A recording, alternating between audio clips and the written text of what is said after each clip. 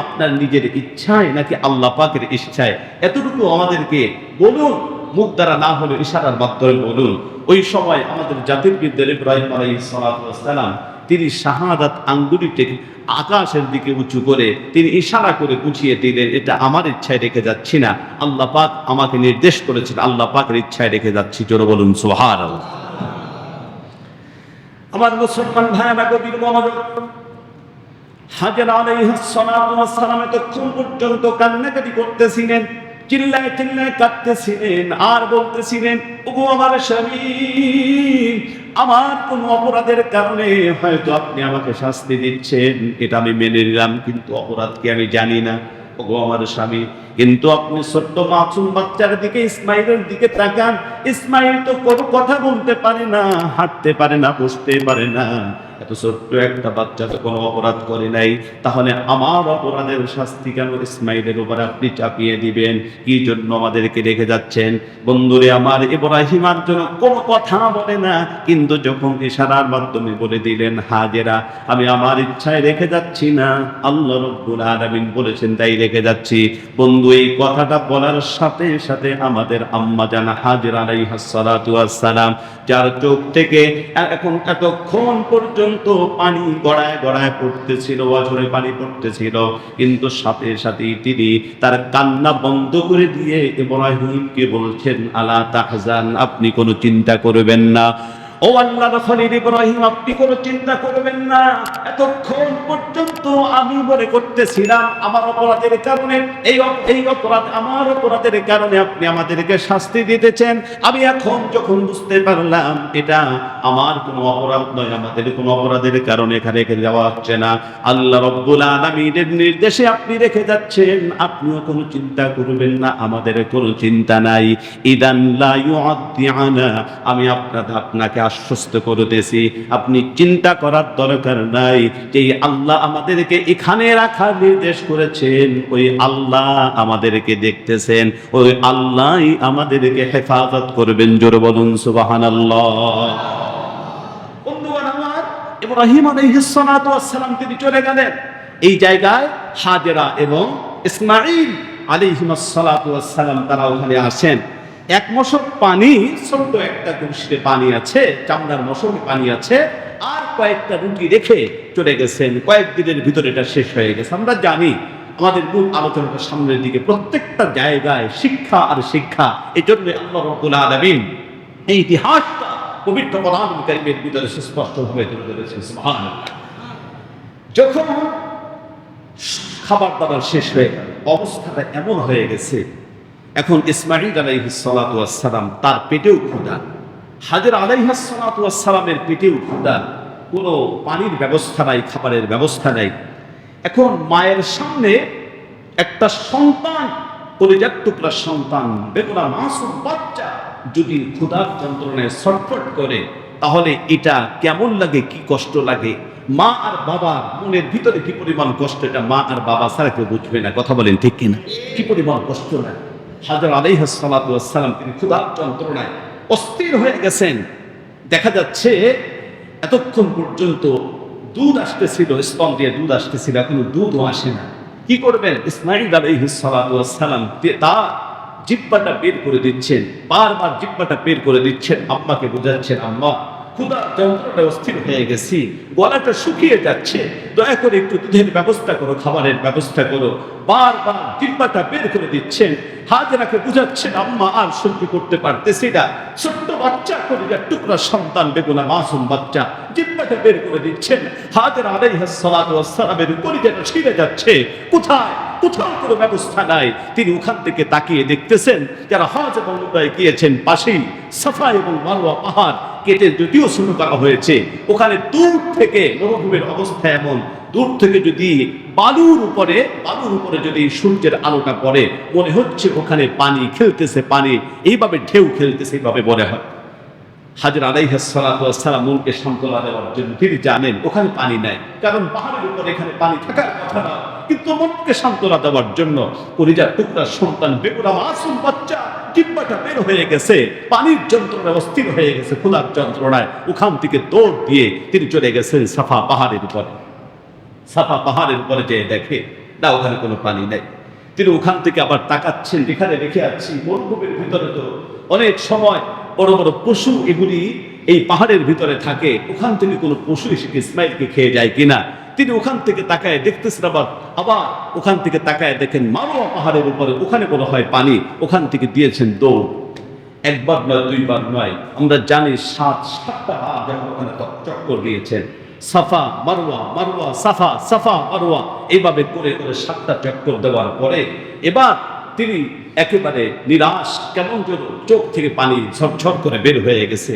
এবার ডেকে ডেকে আল্লাহ রাব্বুল আলামিনকে বলতেছেন, আল্লাহ রাব্বুল আলামিনকে ডেকে ডেকে বলতেছেন, ওগো আল্লাহ, ওগো আল্লাহ, আল্লাহ তুমি আমাকে মা বানিয়েছো, তুমি আমাকে একটা সন্তান দিয়েছো, ইসমাইলকে দিয়েছো। ওগো আল্লাহ, তুমি আর কেউ না বুঝো, তুমি তো জানো, তুমি তো বোঝো। ও আল্লাহ, কলিজার টুকরা সন্তানটা খুনার যন্ত্রণায় অস্থির হয়ে ছটফট করতেছে। মায়ের সামনে জিহ্বাটা বের করে দিয়ে বোঝাচ্ছে তার কলিজার ছেড়ে যাচ্ছে, তার বুকটা শুকিয়ে গেছে। ও আল্লাহ, বলো, একটা মায়ের সামনে যদি বাচ্চাটা না খেয়ে এইভাবে ছটফট করতে করতে মারা যায়, একটা মায়ের কেমন লাগে? ও আল্লাহ, তুমি যদি ব্যবস্থা না করো, দুনিয়ার আর কেউ নাই, কেউ ব্যবস্থা করতে পারবে না। ও আল্লাহ, তুমি যদি হেফাজত না করো, তুমি যদি না বাঁচাও, আর কেউ বাঁচাতে পারবে না। ও আল্লাহ, দয়া করে মেহেরবানিকে তুমি ব্যবস্থা করে দাও। বন্ধুরি আমার, 7 বার চক্কর দেওয়ার পরে তিনি এখন তিনি নিশ্চিত হয়েছেন এখানে পানির ব্যবস্থা নাই। ওখান থেকে দৌড় দিয়ে চলে এসেছে ইসমাইলের কাছে। আল্লাহ রাব্বুল আলামিন হযরত জিবরীল আলাইহিস সালাতু ওয়াস সালামকে ইতিমধ্যেই বলছেন, জিবরীল যাও যাও, আমার পরীক্ষা করা শেষ হয়ে গেছে, আমার হাজেরাকে পরীক্ষা করা শেষ হয়ে গেছে, আর দরকার নাই, আর দরকার নাই। যাও, ইসমাইল ক্ষুধার যন্ত্রণায় অস্থির হয়ে তার পাটা যে বারবার নাড়াচাড়া করতেছে, তার গোড়ালিটা মাটির ভিতরে যেই জায়গায় পড়তেছে, বালুর ভিতরে যেই জায়গায় পড়তেছে, তুমি যাও ওই জায়গা থেকে ঠেলা দিয়া পানির ঝর্ণাটা বের করে দাও। হাজরা আলাইহিস সালাতু ওয়াস সালাম তিনি এসে দেখতেছেন ওই গোড়ালির ভিতর থেকে, ওখান থেকে পানির ঝর্ণা বের হয়ে গেছে, এমন ভাবে পানি উঠতেছে। তিনি শুকরিয়া আদায় করে চতুর্দিকে একটা বাঁধ দিয়েছেন, চতুর্দিকে বাঁধ দিয়েছেন।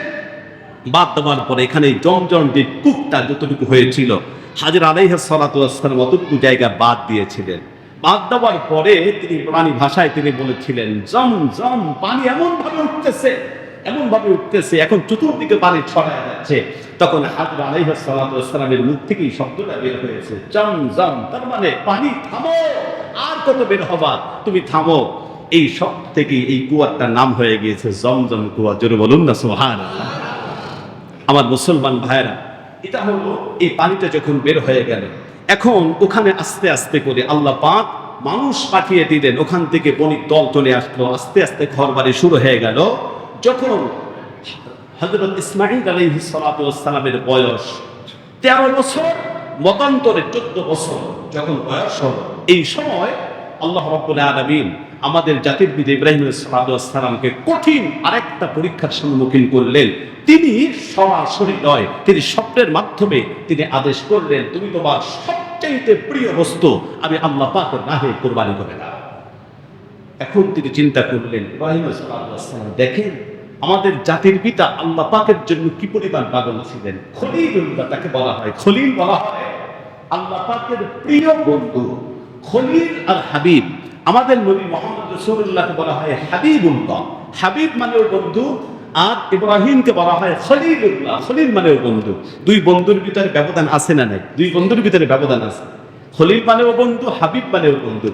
দুই বন্ধুর ভিতরে ব্যবধানটা কি জানেন? খলিল বলা হয় তাকেই যিনি তার কলিজার চাইতে, জীবনের চাইতে আল্লাহকে বেশি ভালোবাসেন, আল্লাহকে ভালোবাসেন। সুবহানাল্লাহ বলবেন না? যিনি সবকিছু দিতে প্রস্তুত, তাকে বলা হয় খলিলুল্লাহ। তাই ইব্রাহিম আলাইহিস সালাতু ওয়াস সালাম তার পুরো জীবনটা আল্লাহর জন্য কোরবান করেছেন। আর হাবিব মানে, খলিল মানে যিনি আল্লাহর জন্য পাগল, আর হাবিবুল্লাহ মানে আল্লাহ যার জন্য পাগল। এত আস্তে বললেন? খলিলুল্লাহ মানে হলো যিনি আল্লাহর জন্য পাগল, আর হাবিবুল্লাহ মানে আল্লাহ যার জন্য পাগল, এই হাবিবুল্লাহকে আল্লাহ পাক আমাদেরকে দিয়েছেন, আমরা খুশি না বেজার? আবার এই খলিলুল্লাহকে আল্লাহ পাক আমাদের জাতির পিতা বানাইছেন, আমরা খুশি না বেজার? তার পুরো জীবন তার ভিতরে এখানে শিক্ষা আর শিক্ষা। আমার মুসলমান ভাইয়েরা, আল্লাহ পাক সরাসরি নির্দেশ না করে শুধুমাত্র স্বপ্নের ভিতরে বলেছেন, তাও বলেছেন, স্পষ্ট কথা বলেন নাই তুমি তোমার সন্তানকে কোরবানি করো। আল্লাহ পাক বলেছেন তুমি তোমার প্রিয় বস্তুকে আমার রাহে কোরবানি করে দাও। তিনি চিন্তা করলেন আমার সবচেয়ে প্রিয় বস্তু কে? এখন সবচেয়ে প্রিয় কে পৃথিবীর ভিতরে? সবচেয়ে প্রিয় আমার কাছে তো মনে হচ্ছে আমার মনের ভিতরে, কারণ সাহিবুল বাইতি আদরাবি মা ফিহি, আমার ভিতরে কি আছে, কার প্রতি ভালোবাসা কম আর বেশি, এটা আল্লাহ জানে আর আমি জানি। কথা বলে ঠিক কি? আপনার ভিতরে সবচেয়ে আপনি কাকে বেশি ভালোবাসেন এটা আল্লাহ জানে আর আপনি জানেন, অন্য কেউ জানে না। এখন ইব্রাহিম সাল্লাল্লাহু আলাইহি চিন্তা ভাবনা করে দেখলেন, এই মুহূর্তে এই পৃথিবীতে আমি সবচেয়ে বেশি ভালোবাসি আমার সন্তান ইসমাঈলকে। তাহলে তো আল্লাহ পাক বলছেন ইসমাঈলকে কোরবানি করার জন্য। তিনি আর এক মুহূর্ত দেরি না করে তো তিনি সিরিয়া থেকে রওনা হয়ে গেছেন। তিনি যখন চলে গেছেন যেখানে দেখে এসেছিলেন, হায় হায়, ওখানে যাওয়ার পরে দেখতেছেন অবস্থাটা বিগতি অন্য রকমের হয়ে গেছে। যেই জায়গায় মরুভূমি ছিল, কোনো গাছপালা ছিল না, ওই জায়গায় কোনো পশু পাখি ছিল না, কোনো মানুষ ছিল না, ঘর বাড়ি কিছুই ছিল না। এখন এখানে দেখা যাচ্ছে অনেক ঘর বাড়ি হয়ে গেছে, অনেক মানুষ হয়ে গেছে। হায় হায়, এখন এখানে কারা এসেছে? তিনি এখন খোঁজ নিয়ে বললেন এখানে হাজেরা তার সন্তানের নাম ইসমাঈল তারা আছে কিনা, তারা কোথায় আছে, তাকে সন্ধান দেওয়া হলো। ওই ঘরটাই হচ্ছে হাজেরার ঘর। হ্যাঁ, ইসমাঈল তার বয়স 13 বছর 14 বছর হয়ে গেছে, ওটাই হচ্ছে তাদের ঘর, ওখানে আপনি যেতে পারেন। ইব্রাহিম আলাইহিস সালাম ঘরের সামনে চলে গেছেন। যাওয়ার পরে তিনি আসসালামু আলাইকুম বলে তিনি সালাম দিলেন। সালাম দেওয়ার পরে ইসমাঈলকে ডাক দিয়েছেন, ইসমাঈল তুমি কি আছো, ঘরের ভিতরে আছো? ইসমাঈল আলাইহিস সালাম তিনি দৌড় দিয়ে দরজার সামনে আসছেন। দরজার সামনে এসে তিনি এখন দেখতেছেন, হায় হায়, দরজার সামনে এমন একজন ব্যক্তি দাঁড়িয়ে আছে, এমন একজন ব্যক্তি দাঁড়িয়ে আছে, এমন একটা জামা গায়ে দিয়ে দাঁড়িয়ে আছে, যেই জামাটার হুবহু একটা জামা ঘরের ভিতরে আছে। যেই জামাটা গায়ে দিয়ে এই বৃদ্ধ ব্যক্তি সুন্দর ফুটফুটি একটা চেহারা নিয়ে, একেবারে সূর্যের মতো একটা চেহারা নিয়ে ঘরের সামনে দাঁড়িয়ে আছে। যেই জামাটা গায়ে দিয়ে এমন একটা জামাকে দেখতেছি আমাদের ঘরের ভিতরে আছে। ওই জামাটার কাছে গিয়ে গিয়ে গিয়ে ইসমাঈল দেখতেছে, হ্যাঁ, বারবার ওই জামাটার কাছে গিয়ে হাজেরাকে তার মাকে দেখতেছে, জামাটা যে জড়িয়ে ধরতে, ওই জামাকে আলিঙ্গন করতে, ওই জামাকে চুমা খেতে দেখেছে, কাঁদতে দেখেছে তিনি এখন। এবং তার আব্বা ইব্রাহিমের যেই সমস্ত বর্ণনা মায়ের কাছে শুনেছেন, চেহারার দিকে তাকায় দেখে হুবহু বর্ণনা এই বৃদ্ধ ব্যক্তির সাথে মিশে গেছে এবং জামার মতো একটা জামা গায়ে দিয়ে দাঁড়িয়ে আছে। তিনার ইসমাঈল আর চিনতে ভুল করেন, এই সাথে সাথে তিনি বলেছেন, আপনি আমার বাবা ইব্রাহিম। জোরে বলুন সুবহানাল্লাহ। আমি হচ্ছে আপনার সন্তান ইসমাঈল। বলেন অবস্থা 13টা বছর পরে যখন দেখা হলো, এখন অবস্থাটা কি হয়ে গেছে? ইব্রাহিম আলাইহিস সালাম তার হাত দুইটাকে বাড়ায় দিয়েছেন, বাবা আসো, আমার কলিজার ভিতরে আসো, আমার বুকের ভিতরে আসো। ইসমাঈল আলাইহিস সালাম দৌড় দিয়ে বাবাকে জড়িয়ে ধরেছে।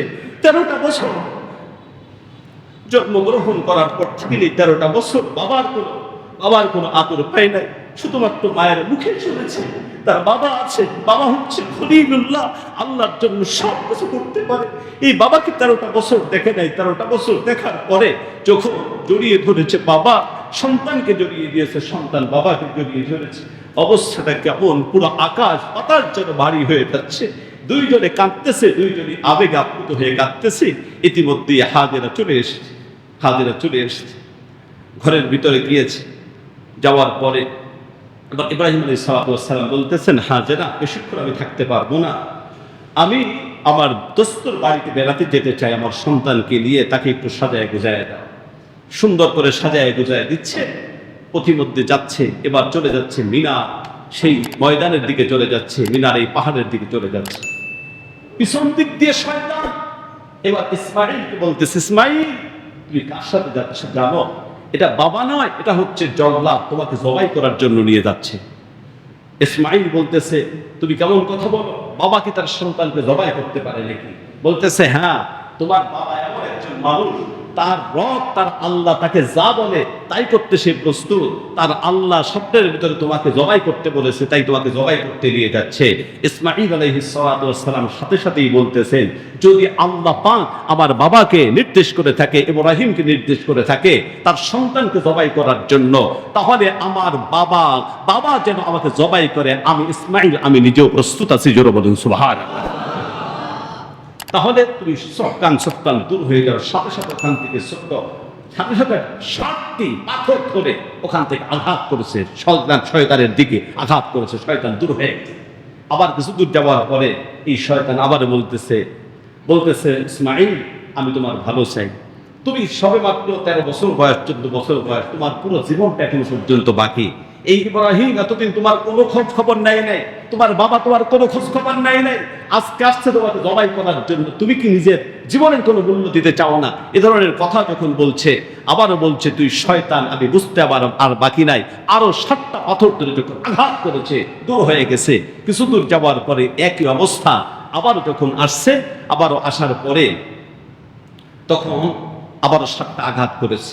7টা পাথর দিয়ে যখন আঘাত করেছে, এই যে তিনটা জায়গায় যে পাথরের 7টা করে পাথর নিক্ষেপ করা, এই সিম্বলটা, এই নিদর্শনটা আল্লাহ রাব্বুল আলামিন হাজীদের জন্য রেখে দিয়েছেন। কিয়ামত পর্যন্ত যত হাজী হজ করার জন্য যাবে, ওই জায়গায় 3টা পিলার রয়েছে। যারা হজ করার জন্য গিয়েছেন আপনারা জানেন, 3টা পিলার রয়েছে। ওই জায়গায় হাজীরা গিয়া ওই ইসমাঈল আলাইহিস সালাতু ওয়াস সালাম তিনি যে শয়তানকে পাথর মেরেছিলেন 3টা জায়গায়, এই হাজিরাও যায় ওই শয়তানকে, ইসমাঈলের অনুসরণ করে শয়তানকে 7টা করে পাথর মারে। সুবহানাল্লাহ। কিন্তু আমি আপনাদের কাছে জিজ্ঞেস করি, ইসমাঈল আলাইহিস সালাতু ওয়াস সালাম যখন পাথর নিক্ষেপ করেছিলেন, ওই সময় শয়তান ওখানে ছিল কি ছিল না? জোরে বলেন। শয়তান ওখানে ছিল, কিন্তু এখন হাজিরা যারা হজ করার জন্য ওখানে যায়, যারা পাথর মারে, শয়তান কি আছে নাকি ওখানে? আছেন? হ্যাঁ, শয়তান কি অত বড় বলদ নাকি যেই লক্ষ লক্ষ হাজি হজ করার জন্য যাবে আর 7টা করে পাথর মারবে, আর ও পাথরের গুতা খাওয়ার জন্য দিকে বসে থাকবে? শয়তান কি এত বলদ নাকি? কিন্তু তারপরও আল্লাহ রাব্বুল আলামিন কিয়ামত পর্যন্ত স্মৃতিটাকে জাগ্রত রাখার জন্য এটা হজের অন্যতম একটা রোকন হিসাবে আল্লাহ পাক রেখে দিয়েছেন। এর কারণটা কি? এর একটা কারণ আছে না? উদ্দেশ্য আছে না? নাই, উদ্দেশ্য কিন্তু আছে। ওই উদ্দেশ্য যদি যারা হজ করার জন্য যায়, উমরা করার জন্য যায়, এই উদ্দেশ্যটা বুঝে যদি দেশের ভিতরে আসতে পারত, তাহলে কোনো জালেমের বাচ্চা আর জুলুম করার কোনো সাহস পেত না। কথা বলেন ঠিক কিনা? কারণ আল্লাহ পাক শিক্ষা দিতে চাচ্ছেন, এটা, হে আমার বান্দা আর বান্দিরা, ইসমাঈল এই শয়তানকে পাথর মেরেছিল, পাথর মেরে শয়তানকে দূর করে দিয়েছিল, তাড়িয়ে দিয়েছিল, কুকুরের মতো তাড়িয়ে দিয়েছিল। তোমরা হজ করার জন্য যখন এখানে আসবে, তখন ইসমাঈলের মতো তোমরাও শয়তানকে এইভাবে 7টা করে পাথর মেরে, তারপরে এখান থেকে শয়তানকে কিভাবে পাথর মারতে হয় এটা তোমরা উপলব্ধি করে, এটা তোমরা এখান থেকে শিক্ষা নিয়ে তোমরা যখন দেশে চলে যাইবা, এই শয়তানের দোসর যারা আছে, আবু জাহেলের দোসর যারা আছে, আবু জাহেলের উত্তরসূরি যারা আছে, যারা জুলুম করবে, নির্যাতন করবে, ইসলামের বিরুদ্ধে যারা কথা বলবে, আল্লাহ রাসূলের বিরুদ্ধে যারা কথা বলবে, ওদেরকেও এখানে শয়তানকে পাথর মেরে তুমি শিক্ষাটা যেটা তোমরা নিয়ে গিয়েছো, ওখানে যাওয়ার পরে শয়তানের উত্তরসূরিদেরকে পাথর মেরে, ধোলাই দিয়ে, জুতা মেরে তারপরে দেশ থেকে তাড়াতে হবে। কথা বলেন ঠিক কিনা? আল্লাহ পাক এই শিক্ষাটা দেওয়ার জন্যই কিয়ামত পর্যন্ত এই নিদর্শনটা আল্লাহ পাক ওখানে রেখে দিয়েছেন। সুতরাং এই শিক্ষা আমাদের নেওয়া দরকার আছে না? এই শিক্ষা আমাদের নেওয়ার দরকার আছে। এই কাল থেকে পাথর মারা শুরু হয়ে যাবে, পাথর মারা ওখানে শুরু হয়ে যাবে। আজকে শুরু হয়ে যাবে। হ্যাঁ, 3 দিন পর্যন্ত পাথর মারবে এখন, আলহামদুলিল্লাহ। হ্যাঁ, এখন দেখা যায় আমরা আল্লাহর কাছে দোয়া করি, আল্লাহ পাক যেন আমাদেরকে সরাসরি ওখানে পাথর মেরে এই শিক্ষাটা নিয়ে দেশে আসার তৌফিক দান করেন। আমিন। জোরে বলুন না আমিন। আল্লাহ পাক যেন সকলকে কবুল করেন। আমরা ওখানে গিয়ে গত বছর আলহামদুলিল্লাহ ওখানে যাওয়ার পরে আমাদের আমাদের এখানে আমাদের সেক্রেটারি সাহেব এখানে আছেন, আমাদের সভাপতি সাহেব, আমরা একই সাথে গত বছর গিয়েছিলাম। সেই স্মৃতি আসলে আজকে গতকাল এর আগের দিন খুব মনে পড়তেছিল। ওখানে যাওয়ার পর আমাদের যে মোয়াল্লিম যিনি ছিলেন, মোয়াল্লিম ওখানে আরাফার ময়দান থেকে আমাকে ফোন দিয়েছে, গত বছরের এই স্মৃতি আপনারা এখানে ছিলেন, হ্যাঁ এটা মনে পড়তেছে, বারবার মনে পড়তেছে। আল্লাহ পাকের কাছে দোয়া করি আবার যেন আসতে পারেন, এবং ওখানে গিয়ে আমাদের সকলের জন্য আমরা দোয়া করেছি। আমি এই দোয়া করেছি আমরা সবাই মিলে, যে আমার যত মুসল্লি আছে একজন মুসল্লিকে আল্লাহ তোমার ঘর জিয়ারত করার আগ পর্যন্ত আজরাইলকে তো তার কাছে পাঠায় না।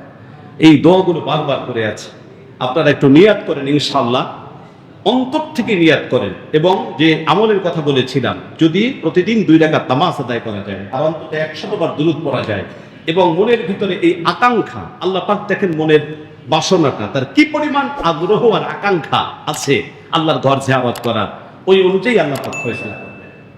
টাকা নাই, আপনার কোনো চিন্তা করার দরকার নেই, আপনার ক্ষমতা নাই, কোনো চিন্তা করার দরকার নেই। আপনার যদি ইশক আর মহব্বত থাকে বাইতুল্লাহর প্রতি, আল্লাহর ঘরের প্রতি, আল্লাহ রাসূলের প্রতি, তাহলে নিঃসন্দেহে আল্লাহ পাক কবুল করবেন। আমিন বলেন। আমার মুসলমান ভাইয়েরা, যখন ইসমাঈলকে নিয়ে যাওয়ার পরে, এখন ওখানে একটা নিদর্শন আছে পাহাড়ের উপরে যেখানে কোরবানিটা করা হয়েছে। ওখানে যাওয়ার পরে ইব্রাহিম আলাইহিস সালাম তিনি ইসমাঈলকে একটা কথা বললেন। ইসমাঈল আলাইহিস সালাম কি আল্লাহ রাব্বুল আলামিন যেই কথাটা বলার জন্য ইব্রাহিমকে বললেন, ইব্রাহিম আলাইহিস সালাম ওই কথাটাই বললেন। একেবারে স্বপ্নের ভিতরে যেই কাহিনীটা ঘটেছে, ওই কাহিনীটা ইসমাঈল আলাইহিস সালামের সামনে তুলে ধরেছেন। আল্লাহ রাব্বুল আলামিন তাও পবিত্র কোরআনুল কারীমের ভিতরে বলে দিয়েছেন। আল্লাহ রাব্বুল আলামিন বলেন, ফালাম্মা বালাগা মা'আহুস সা'য়া ক্বালা ইয়া বুনাইয়া ইন্নী আরা ফিল মানামি আন্নী আযবাহুকা ফানজুর মাযা তারা قال يا أبت افعل ما تؤمر ستجدني إن شاء الله من الصابرين।